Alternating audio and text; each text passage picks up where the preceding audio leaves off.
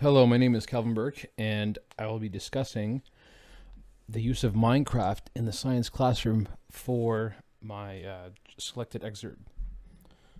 So, this primary research study conducted by Megan and Grant Pusey discuss ways and implementations of how they could use Minecraft in the science classroom specifically. So, my major would be science. And alongside this, they do give some extra examples of how you can implement it on top of or outside of the science classroom. So this study took a total of 76 students and allowed them to play Minecraft or led them through a lesson which implemented Minecraft into their geology lesson.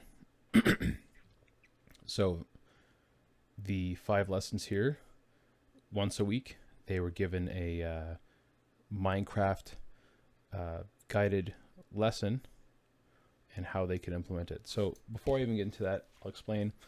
So those who don't know, Minecraft is essentially digital Lego. There's so many different things you can do with it.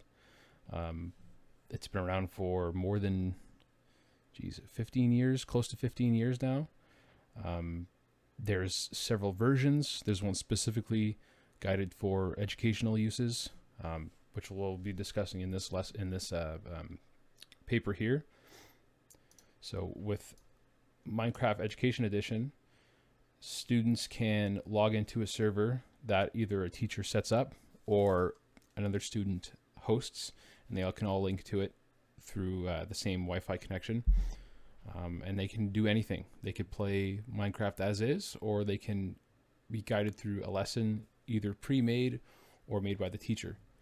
There is tons of resources through Minecraft and how to learn it, how to program it, how to make certain things oriented towards what you teach as a teacher.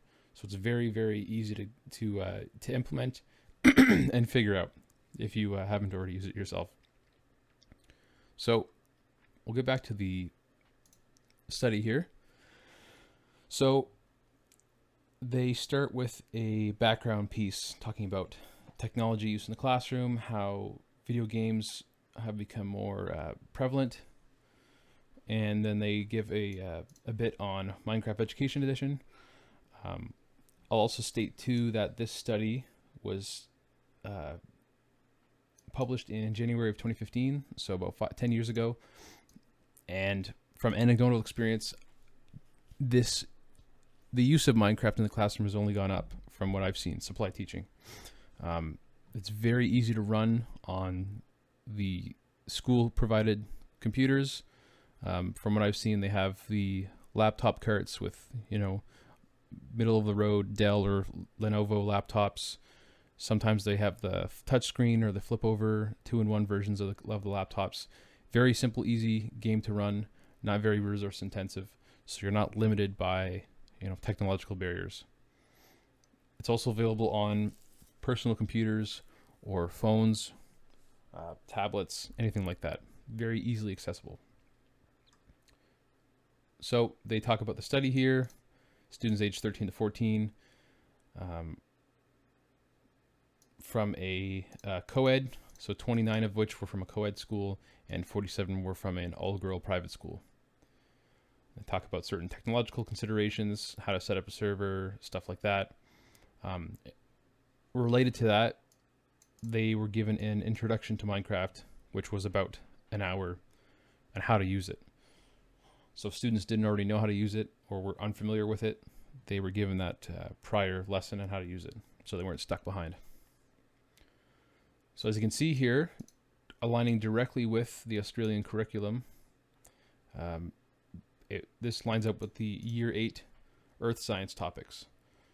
And this is what the whole lesson was around. So I'll go down here, more pictures on how they set it up. This is one specific to a science class, biology, where students can make their own renditions of animal and plant cells.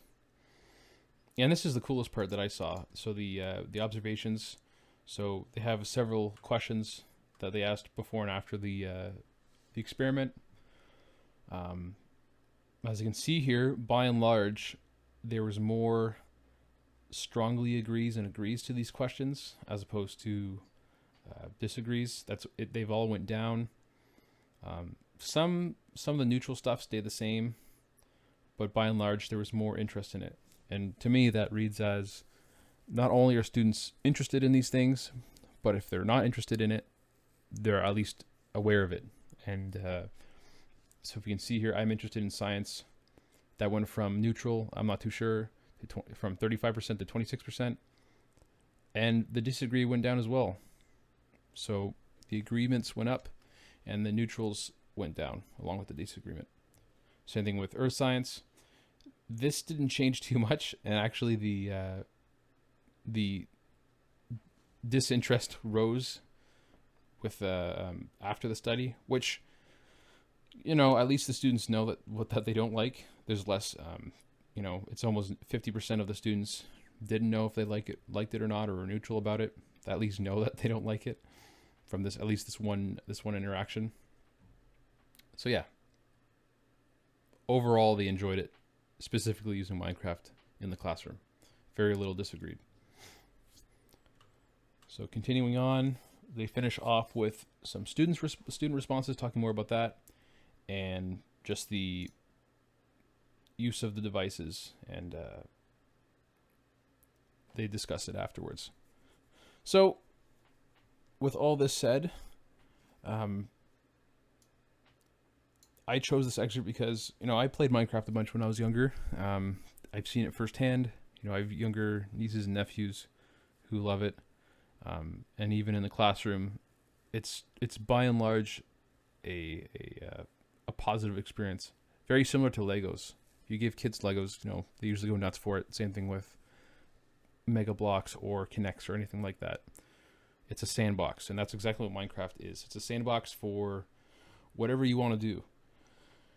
If you want to have a tightly restricted and polished lesson plan, implement this sort of like what they did, where they had the topic directly linked to and interweaved into the curriculum. You can do that, or you can have it more open-ended, similar to if you were to say, all right, you can pick your medium. This is the topic. Make a model, make a poster presentation. It's just as a digital version of that. And perhaps it can even lead to higher output or higher performance. You know, so instead of being limited to, you know, physical objects, they have a game where they can pretty much make anything. And there's tons of mods and different add-ons. So if they want to scan something and put that in the game, they can do that. They can generate structures, huge structures that might have taken a lot more time or effort if they're to make it, let's say, out of clay or foam. It's just one option. Not saying that should be a replacement, but it's another option for it.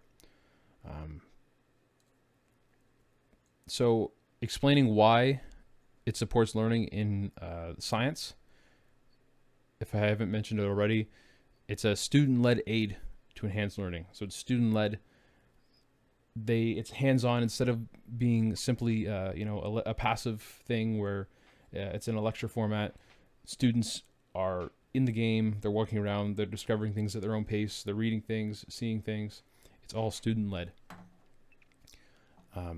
So going to the ideas, teaching ideas. So similar to this, I could see myself using, let's say, a polished lesson. Like I mentioned before, there's tons of different resources, and I guess you would say lesson libraries that line up with whatever topic you're doing. Similar to, you know, if you were to pull up a Kahoot, you could find a Kahoot pre-made about the topic you're teaching. And as you can see here, there's a very large selection of courses you can choose from. So that's how I could see myself implementing it. Maybe dipping my toes in with something very easy, on the rails, quote unquote. Not very difficult to figure out. Nothing too challenging or puzzling. Simply exploratory. Sort of, if you were to watch like a YouTube video or watch a movie related to that topic, and then maybe get into the more specific or challenging options. seeing how the students react to it, if they like it or not. And of course, accessibility to resources. So if computer carts are only available, at once every couple of weeks, since, let's say it's a popular use, then you'd be restricted to that. So that about wraps it up. I hope you enjoyed listening to this and have been inspired to perhaps consider video games, or more specifically Minecraft, in your course and in your teachings. So again, my name is Calvin Burke. Thank you very much for listening.